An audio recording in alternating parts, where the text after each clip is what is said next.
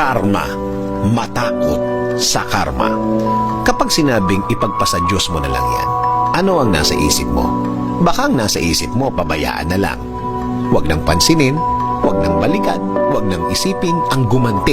Kasi wala naman talagang kwentang patulan. Sa bawat ginagawa nilang mali, mali ang isipin nila na walang balik ang mga ito. Mas nakakatakot ng isipin na ang Diyos na ang didiskarte ng parusa. Diyos na ang magpaplano ng pagganti sa mga taong nanakit sa iyo.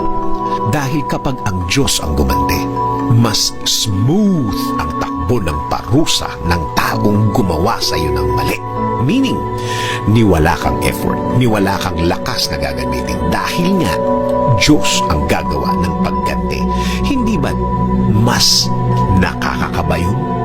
Isa pa, wala kang dapat i-explain sa Diyos kung gaano kasakit ang ginawa ng taong yun sa iyo.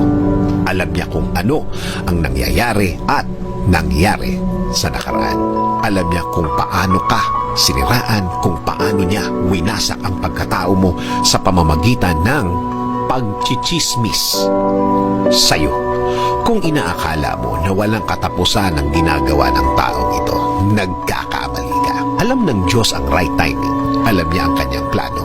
Alam mo naman kapag Diyos ang nagplano, natutuloy na, effective pa, malapit na mangyari ang dapat mangyari.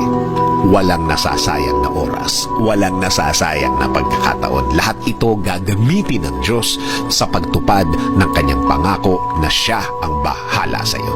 At kapag nag-umpisa na ang plano niya, huwag mo nang pakialaman, huwag kang pumasok sa gagawin niya.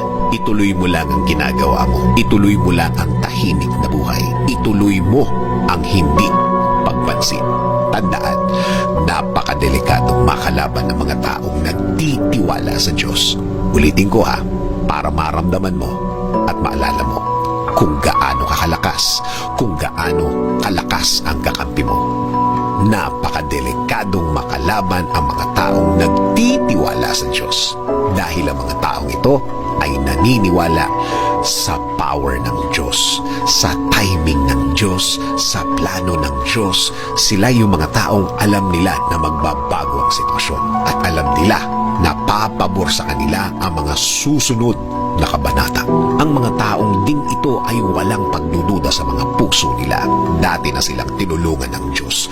Dati nang gumaan ang buhay nila at nakita nilang sumama ang kalagayan ng mga nanira sa kanila, mga taong bumastos sa kanila.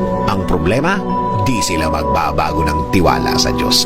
Di sila hihiwalay sa Diyos. Patuloy silang magsasawalang kibo. Hindi lalaban yan. In any way and in any form. Kung ikaw ang kalaban ng mga yan, mabuti pang tigilan mo na sila.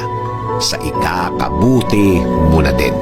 Sabi nga sa Romans 12:19, "Do not take revenge, my dear friends, but leave room for God's wrath.